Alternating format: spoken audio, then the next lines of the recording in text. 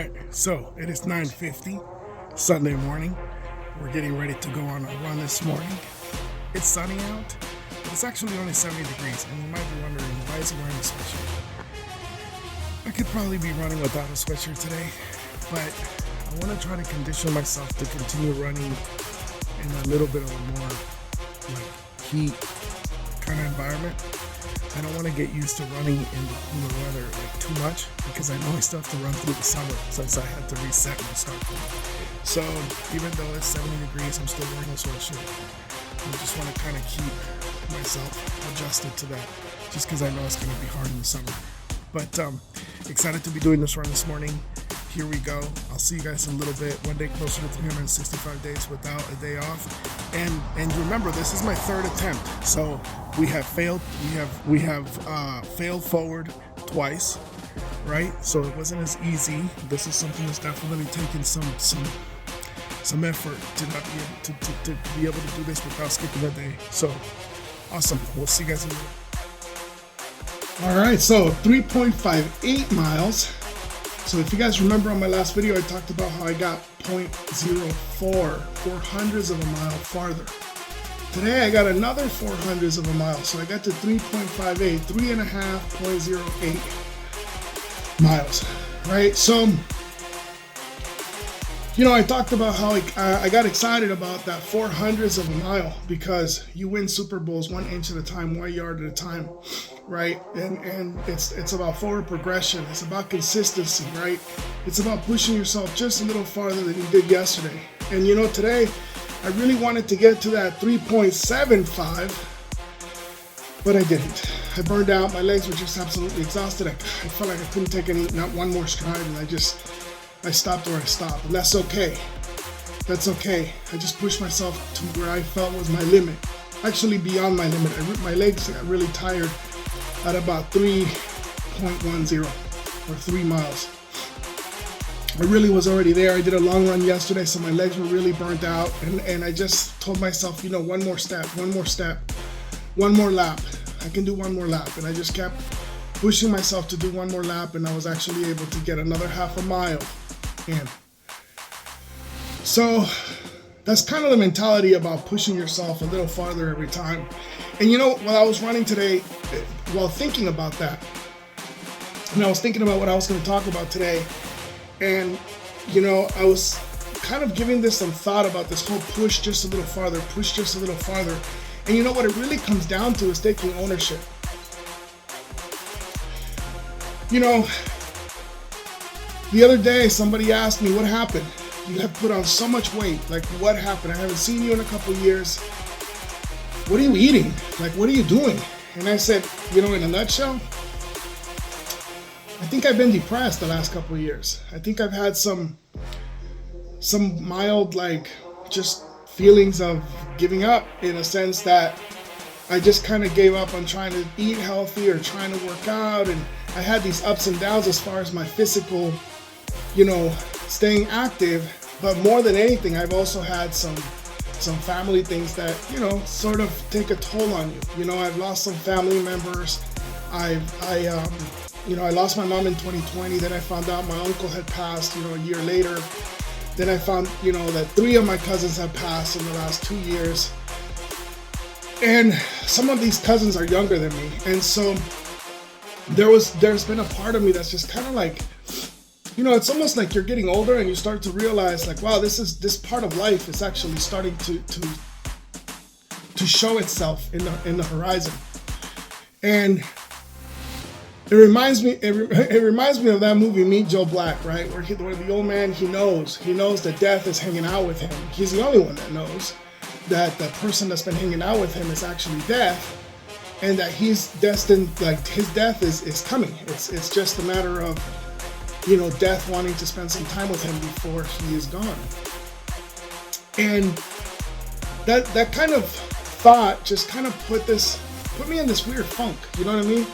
And when I say depressed, I don't mean depressed like I've been sitting at home on a couch not doing anything, or depressed like I'm locking myself in some closet, or depressed like I'm crying every day. It's nothing like that, but it's just kind of like I feel like it's drained my motivation to stay in a positive mindset, maybe, you know? Just kind of feeling like the inevitable is not too far away.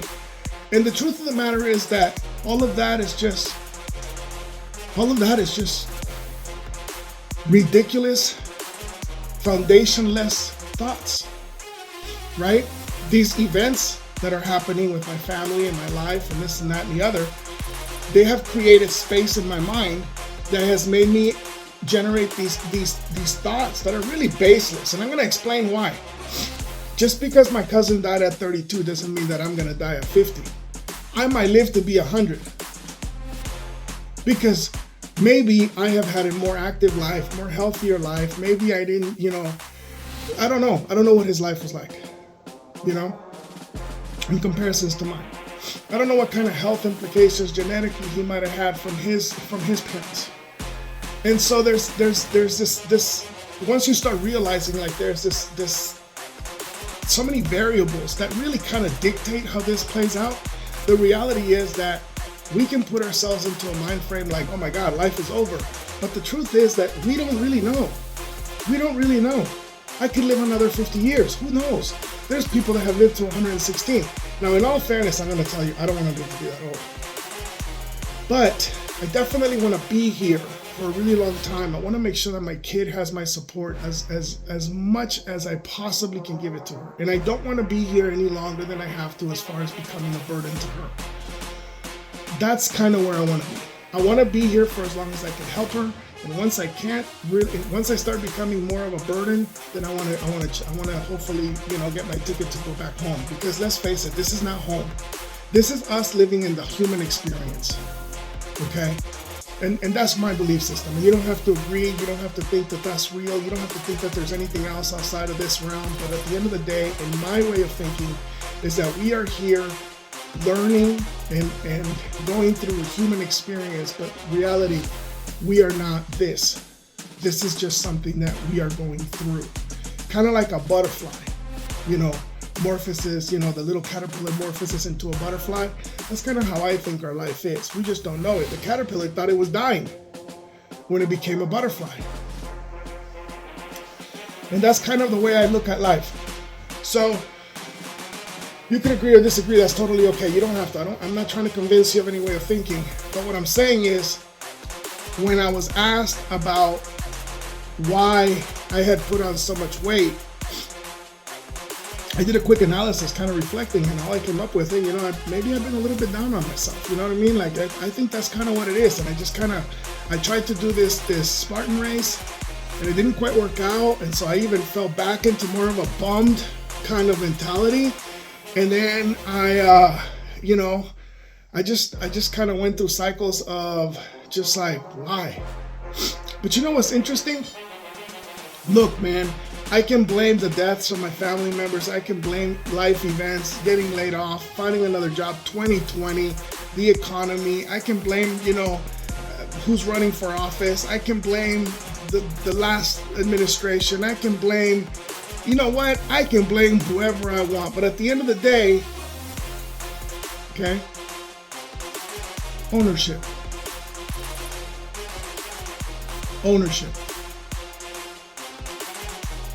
Blaming others, pointing my fingers for my situation and saying somebody else is responsible for it, that is not doing anything for me or for anyone. Owning the fact that the only reason why I put on this weight is because I chose not to get up every morning and go for a run, or I chose not to go to the gym for a while, or I chose to eat that double cheeseburger with bacon, or I chose to eat that pizza, or I chose to eat those 3 boxes of cupcakes, or I chose to drink that chocolate milk half gallon. Look, those are my choices. Those are my choices. I always do a disclosure, and I always say, this is not a politics thing, but more of a logic thing. But check this out. I hear this argument all the time. Immigrants are coming to this country and they're taking our jobs. And to some degree, I used to think like, wow, there's something we need to do about that. I mean, why are we allowing more competition into this country that doesn't have to be here? But then one day I had this kind of epiphany. And I thought to myself, let's analyze that for a second. Fact. Immigrants that work without the ability to be here legally, they're assigned this thing called an ITIN number, so that they can file taxes on the money they make. But those individuals who file taxes with an ITIN number and don't have a full Social Security number are not allowed to get a tax refund. This is a fact. You can look this up. So what does that actually mean? That means that if we have 2 million immigrants in this country that don't have a valid Social Security number and work with an ITIN number and report money to the taxes when they file their taxes every year, because whoever they're working for is going to report that expense for their salary. So they have to file taxes. Otherwise, the IRS goes after them. And then it turns into, I broke even another law. And so then they don't want to do that. So what they do is they file their taxes with their ITIN number. And they don't get a refund. So think about if you have 2 million immigrants filing refunds, and let's just say the average refund is $500. Take out a calculator. Feel free to do the math. That's how much money these immigrants are putting into our economy, into our government.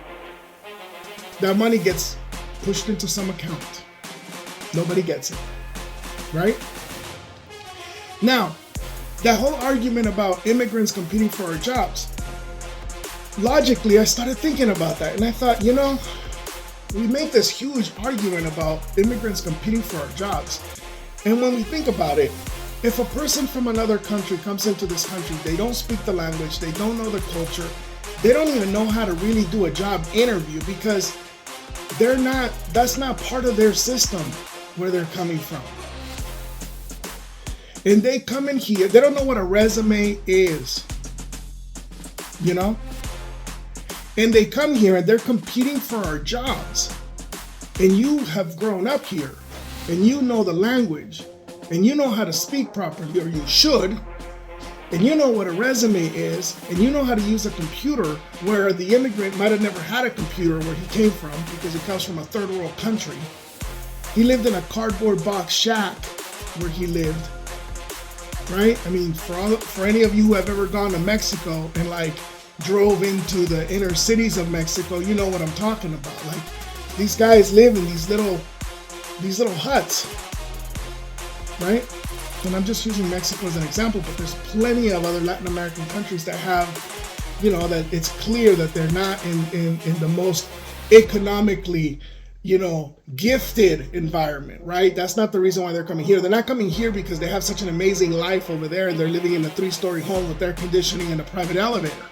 They're coming here because they live in a shack and they're trying to find a better life. So when we think about that, so you have a guy who's probably not very literate, definitely did not go to an Ivy League school, did not go to school here, does not speak the language, and you're afraid he's going to take your job. How is that? I mean, to me, that would make me think that I did something wrong. If I'm competing with that guy for his job, I have to take ownership. I have to take ownership and accept the fact that I've done some really wrong things in my life. It's not that guy's fault, it's mine. Because I could have put thought to paper when I was in high school. And I could have learned to speak the language. And I could have went to college or a JC or some vocational program. And I could have interviewed better because I've been speaking this language since I was a kid. And I could have, and I had more opportunity.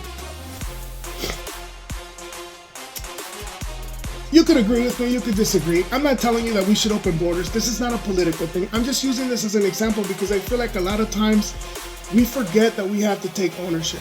Look, I didn't put on the weight because my cousin passed. I didn't put on the weight because my mom passed.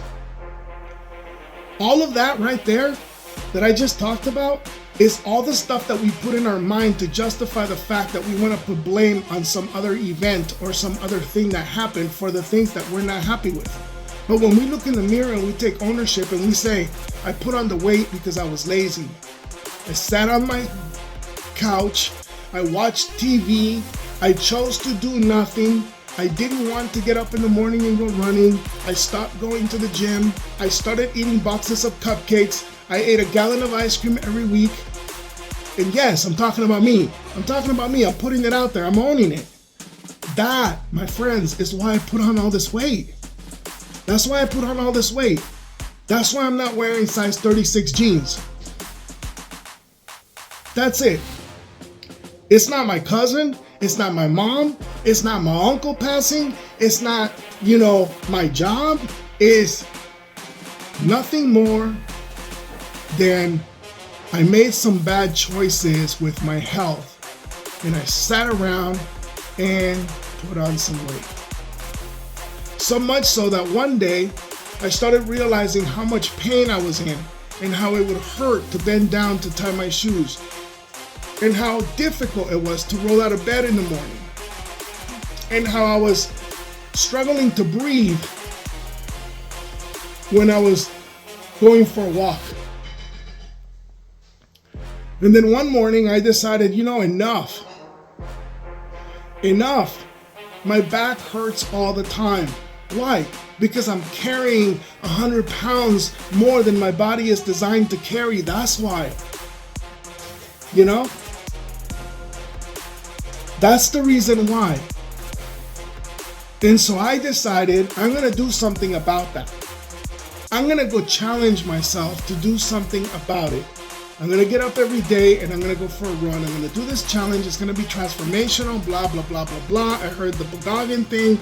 You know the story if you've been following these videos. But at the end of the day, it's about taking ownership. When I was in college, I'll never forget it. It was one of my favorite classes. It was psychology. And in my psychology class, it just so happened to be that I live very close to where I could go surf. And sometimes the surf break, my psychology class was very early in the morning, and sometimes the surf break kind of had a time conflict with my psychology class. And you can tell where I'm going with this. Sometimes I decided to go surf instead of going to class. And I failed that class. I failed that course, and it was one of my favorite courses, by the way. I should have flew through that course with flying colors. It was an easy course. If you've ever taken a psychology class, it's pretty easy. You read, you write a couple of papers based on your idea of what you read.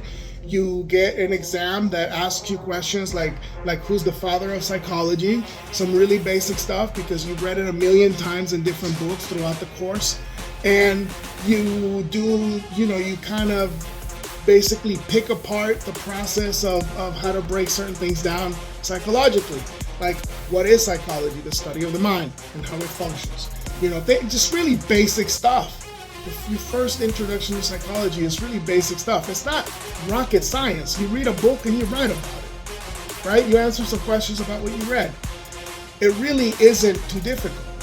But I failed that class because I chose to not show up to class every day. And when I failed that class, I blamed everyone for it. The teacher didn't like me. He was just a jerk.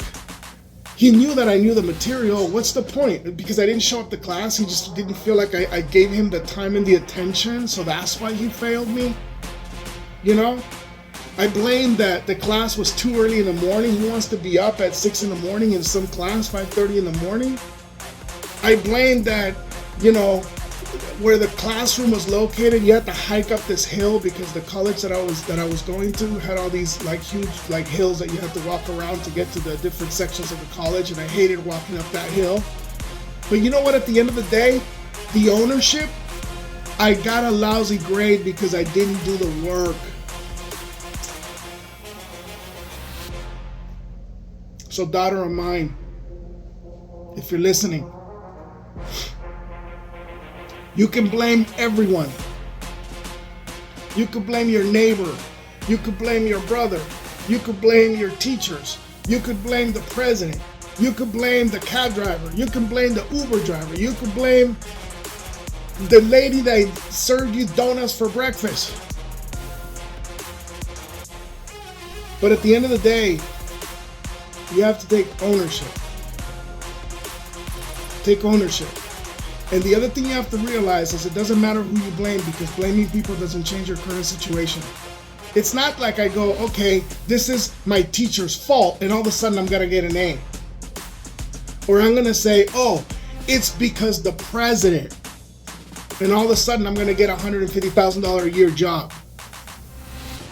Blaming somebody is what we do to simply give ourselves the out that allows us to not reflect on our own actions and not take ownership. So, I for one decided I'm taking ownership. And I'm excited to say that I'm on this challenge for 365 days of running. And it's not the president's fault. And it's not the ex-president's fault. Obama, it's not the candidate. It's not, Trump's fault. That's not why I put on the weight. Nothing to do with that. So whether you're on the left side or the right side or the up side or the down side or whatever green side or blue side or red side you're on, it doesn't matter. We need to look in the mirror. We need to change ourselves. We need to push ourselves to be better and to love each other and to care for each other and to be friends with each other. We need to be united. One of the things that I used to love about this country is that it was the United States of America. I love that. We need to be united. You know, when 9/11 happened, one of the most amazing things happened. People in California were crying because of what happened in New York. People in the entire country felt that pain as one. It was as if they bombed our house. We were united in that pain. We all were hurt as one. It's an interesting thing. Not that I want to be crying with all of you all the time. That's not the point. The point is, it's awesome if we love each other and we take care of each other and we're friends with each other and we become united. It's an amazing feeling. It's an amazing thing. It's an amazing benefit. It benefits everybody. Breakfast is ready, so I'm out of here. Thank you so much. You guys have a great day.